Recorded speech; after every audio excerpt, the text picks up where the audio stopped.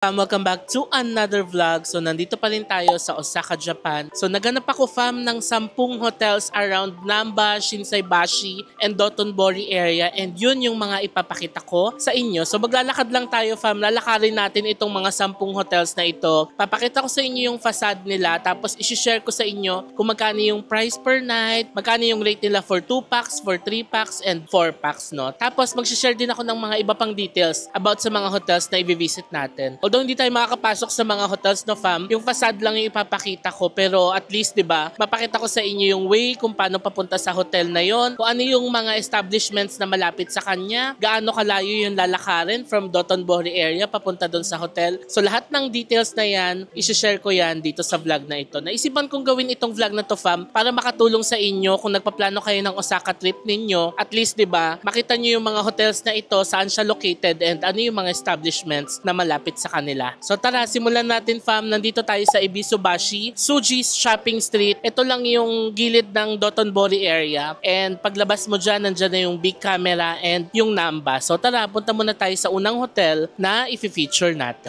Okay, ganun lang kabilis. Nandito na tayo sa ating first stop, ang Agora Place, Osaka, Namba. So halos katapatan lang niya fam ang big camera. So pakita ko sa inyo yung harap niya fam. Ito siya. Ayan yung buong building niya. And kita nyo naman, may Family Mart dito sa baba. Sobrang convenient na bababa ka lang, andyan ang Family Mart. Pag may kailangan ka, isang baba mo lang from your hotel. So isi-share ko rin yung screenshot dito sa screen no, nung Google Maps kung paano kayo pupunta dito pag galing ng Dotonbori area. Also, share din natin yung exact address ng hotel. Ayan. So ang price niya fam, kung dalawa kayo, 5116.6 per night siya. Kung tatlo naman kayo, meron silang superior triple room. Ang price sa Klook is 9068.7. Kung apat kayo, dalawang semi-double na yung ibubook nyo, 10494.8. So pakita din natin yung mga photos niya na makukuha natin sa internet. Napakalapit lang niya sa Namba area, tatawid ka lang, tapos pag lakad mo sa gilid, Dotonbori na. So super okay ng location, di ba? So tara, punta na tayo sa ating second stop. So lakad tayo dito fam, papunta sa Kintetsu Nippon-bashi Station. Dito lang yan sa kanto. Tapos ang lapit lang din ng station, tignan nyo fam, pagbaba dito, ayan na ang Metro Station, Midosuji Line, Yotsubashi Line, Sakaisuji Line, and Senichimai Line, Subway. Tapos meron din Kintetsu Line, JR Line, Hanshin Line, and Nankai Line. So Namba walk siya sa baba. Ito na ang Kintetsu Nippon-bashi Station. Kung naalala nyo fam, yung trip natin dito last November, nakasama natin si Mamang Papang and Tita Fe. Dito tayo sumasakay nun, di ba? So dito yung next hotel na pupuntahan natin. Yun yung station, Tapos may Yayoi Ken dun sa kabila. Favorite ni Papang.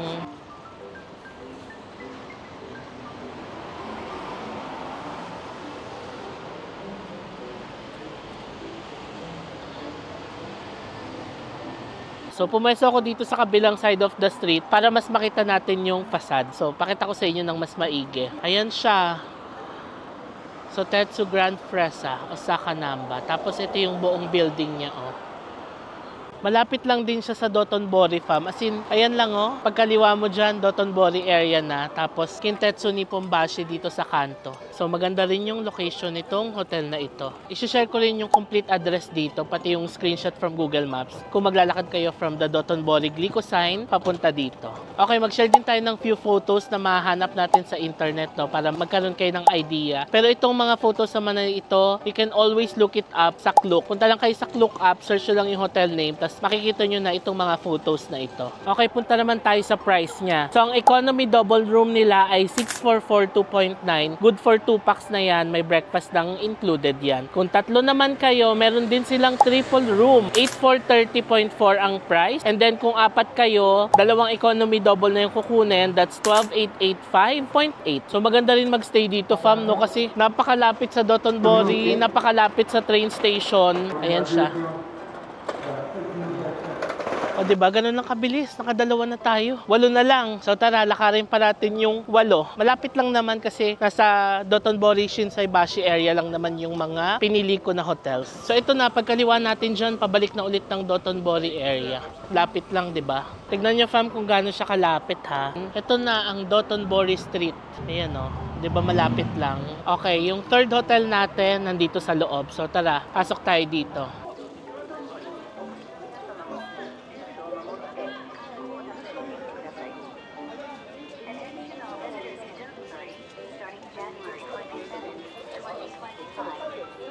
Ito fam, nasa gitna mismo talaga siya ng Dotonbori. Like, nakikita nyo yung Kura Sushi, di ba? Ilang beses na rin nating nakainan. Sa taas lang yan, ayan na yung Hotel Forza.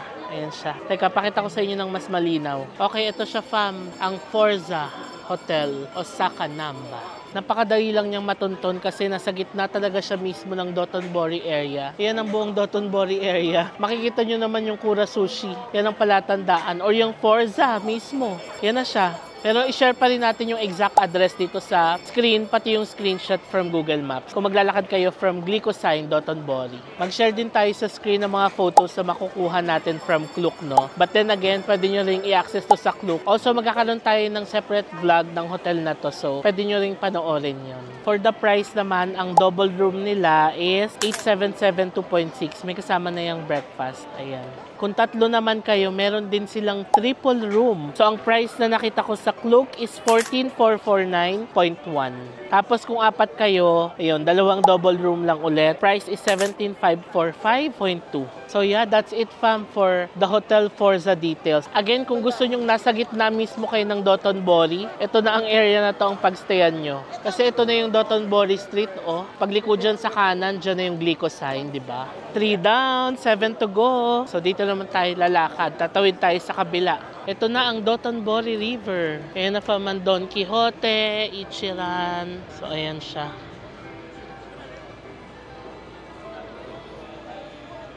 Nakatawid na tayo dito, fam. Ito yung area natin nila mamang nung pumunta tayo last November, di ba? So, pakita ko sa inyo yung facade niya. Ayan siya. So, malaki yung hotel. Meron pa yan sa likod niya. Malaki pa yung building sa likod.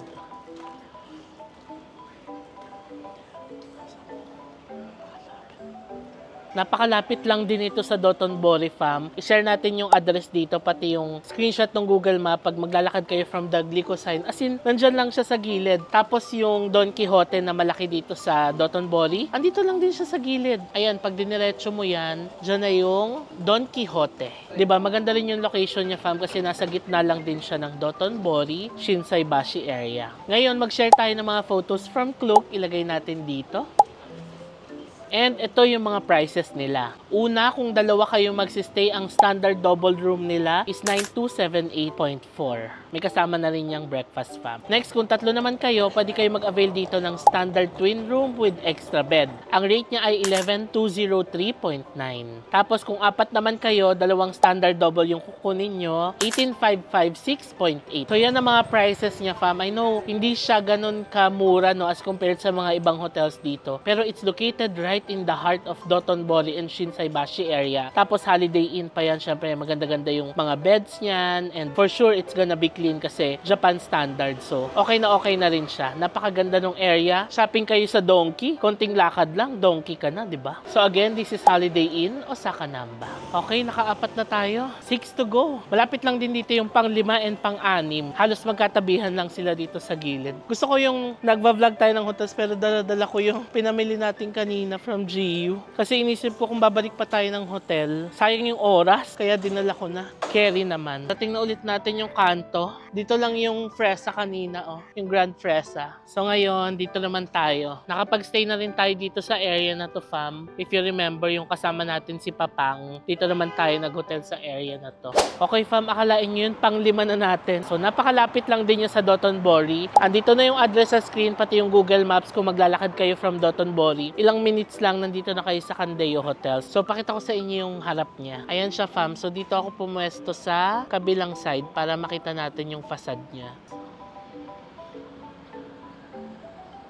Ang tagal ko nang gustong magstay din dito sa hotel na to. And finally, makakapag-stay na tayo dyan sa trip na to. So gagawa rin ako ng separate vlog about this hotel para mapakita ko sa inyo yung mga rooms niya, amenities and all. So magsistay tayo dyan one of these days. Pero ngayon, for the sake ng vlog na to, mag-share na rin ako ng mga pictures dito from Klook.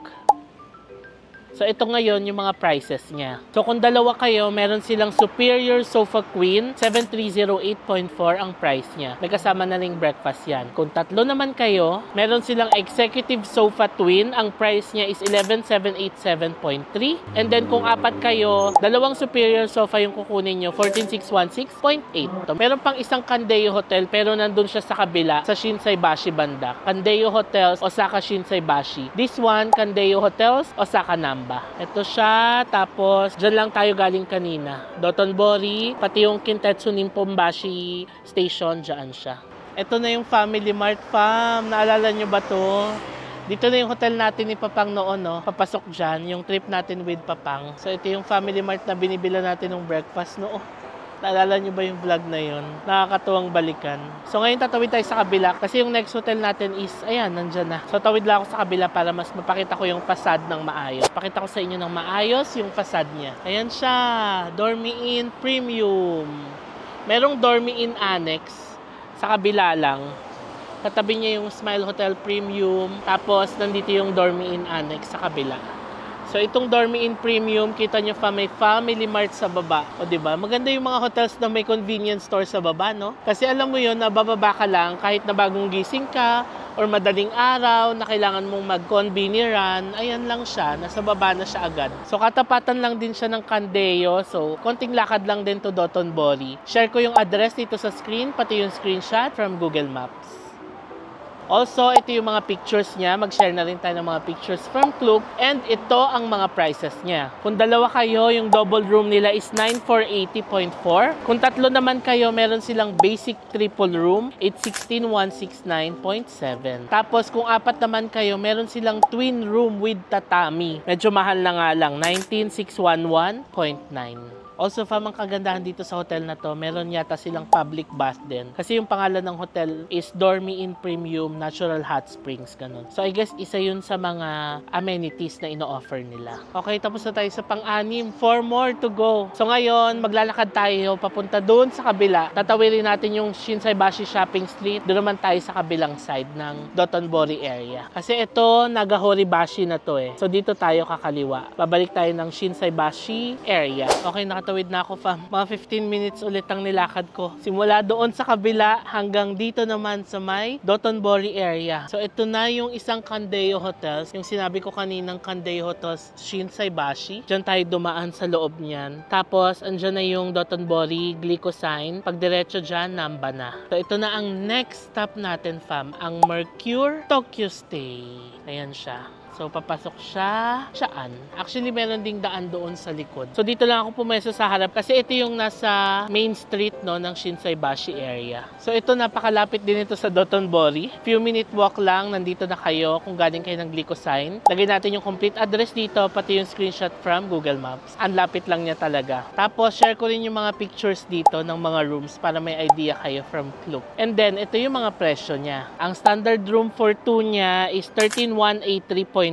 Kung tatlo naman kayo, meron silang deluxe twin room with washing machine, 17,698.8. Tapos, kung apat naman kayo, meron silang family room na may washing machine din, 26,711.6. I know, medyo mahal siya, fam. Parang isa ito sa mga pricier hotels na na-feature natin kasi ang ganda naman talaga ng area niya, fam. Shopping agad. Paglabas mo ng hotel, ayan ng Louis Vuitton, Prada. Paglakad mo ng konti, andyan ng Daimaru, Dolce & Gabbana, 'di ba? Lululemon. So, shopping street paglabas mo. Kaya understandable naman na ganun kataas yung presyo niya, 'di ba?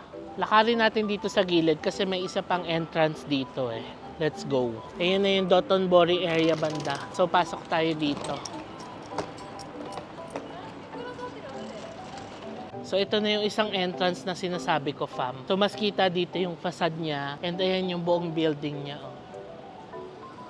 So, ayan siya, fam. Mercure Hotel. Dito lang tayo galing. Itong Karaksa Hotel, fam, nakapag-stay na tayo niyan sa Hokkaido. If you remember, yung kasama natin si Papang, ito yung isa sa mga hotels na pinag-stayan natin doon. May malapit ding Family Mart dito. Gitna lang ng Mercure Hotel and Karaksa Hotel. Ang Karaksa Hotel, Osaka, Namba. Pakita ko sa inyo yung facade niya ng maayos. Ito siya, fam. Andun sa taas yung pangalan niya. Karaksa Hotel. Napansin ko lang din yung mga wires dito sa Osaka. Tingnan nyo ang ayos, oh. Sobrang organized. Wala lang, share ko lang. Again, malapit lang din to sa Dotonbori. Well, lahat naman ng finiture natin na hotels, walking distance lang from Dotonbori. Share ko yung full address dito, pati yung screenshot from Google Map. And then, share ko rin yung mga photos dito from Klook para magka-idea kayo. But then again, pwede nyo rin i-access itong mga ito sa Klook app mismo. So ngayon, share ko na dito yung mga prices. So kung dalawa kayo, meron silang King Double Room, 10,159.7. Kung tatlo kayo, meron silang Twin Room with extra bed, 10,955.8. Then meron silang Connecting Room for 5 people, 22,402.8. Medyo mataas din yung price dito, no? Kasi nga, nasa heart siya ng Shinsaibashi Dotonbori area. Paglabas mo, shopping street na agad. So yan, tapos na tayo sa pang-8 hotel. Grabe, last 2 hotels na tayo. So tara, lakad tayo. We're back here sa main street. Alam nyo, fam, umaraw na. Samantalang kanina, lakas ng ulan, di ba? Ngayon, umaraw na. Ayan, pero malakas pa rin ang hangin. So, malamig-lamig pa rin ang breeze. Naglalakad na tayo papunta sa ating next stop.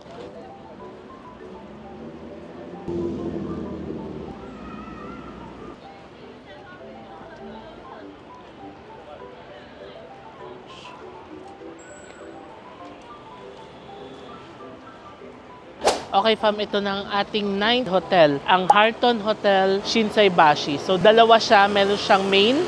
Ito, nasa likod natin yung main. Tapos yung annex nila ay nasa kabila.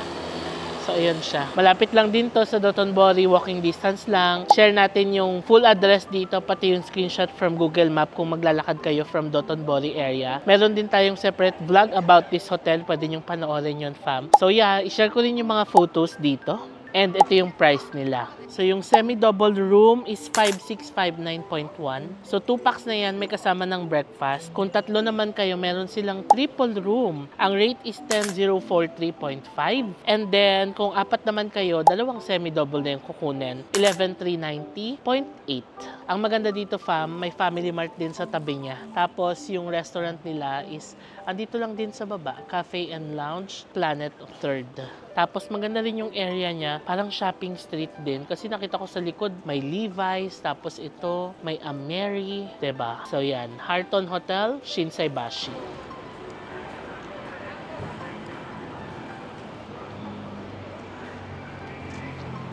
Okay, fam, we're here on our last stop and ito na ang ating ika-10 hotel dito sa Osaka, Japan, ang Hotel Nikko Osaka. So, pakita ko sa inyo yung facade niya. So, ito siya, ayan o, Hotel Nikko Osaka, and malaki siya, fam. Ayan, diba? Tapos, konektado siya sa Daimaru White Avenue. Pagbaba dyan. So, may connect siya doon sa Daimaru, no? Tapos, may metro station din. Osaka Metro ng Shinsaibashi. Diba? Pagbaba mo ng hotel, metro na agad. Tapos, sa harap niya, andyan ang Daimaru. And then, Parco. Yung Parco may Hermes, oh, sa baba. Ayan siya. Tapos, itong street na to, Shinsaibashi na yan. Ayun, oh, may VCA doon sa kanto. So, dito sa loob ng hotel, may metro station na. 'Di ba? So, again, ilalagay ko yung full address dito and yung screenshot kung lalakarin nyo siya from Dotonbori. Glycosine, no? Super lapit lang din niya. Also, i-share na rin natin yung mga photos dito. Pero magsistay din kasi tayo dito, kaya magkakaroon tayo ng separate vlog about this hotel. So, pwede nyo rin panoorin yun. So, ito yung mga prices nila. So, meron silang small double room. It's 10,107. Good for 2 packs na yan and may kasama ng breakfast. Kung tatlo naman kayo, meron silang triple room. 14,853.4. And then, kung 4 kayo, dalawang small double room na siya. 20,214. So, ayan siya, fam. Maganda yan, Hotel Nikko. Ang tagal ko na rin gustong pagstayan tong hotel na to. And finally, makakapag-stay tayo dito for a night. So, kung gusto nyo makita yung room mismo, panoorin nyo na lang, fam, yung dedicated vlog na gagawin ko for this hotel. So, kung may mga questions kayo, fam, about the hotels na finiture natin, pwede nyong ilagay yung mga questions nyo sa comment section below. We'll do our best na sagutin lahat ng magiging questions nyo dyan sa comment section. Also, fam, lahat ng mga finiture ko na hotels na to, pwede nyo siyang mabook sa Klook. And wag nyong kalimutan na gamitin yung mga discount codes ko na isi-share ko sa screen para makakuha kayo ng extra discounts. Sayang yan, pang conveniran nyo na rin yan dito sa Japan. So that's it, fam, for this vlog. Sana nakatulong itong vlog na ito para sa pagpaplano nyo ng next Osaka trip ninyo. So before ko i-end itong vlog, please follow me sa aking mga social media accounts, JM Bankisyo sa Facebook at JM Bankisyo sa Instagram and at JM Bankisyo _ sa TikTok. Kung nagustuhan nyo itong vlog na to, please paki-like nyo naman, fam, and subscribe kayo sa channel ko and hit that notification notification bell para ma-notify kayo every time na magkakaroon tayo ng bagong upload. Maraming salamat sa panonood and I'll see you on my next Osaka vlog. Bye!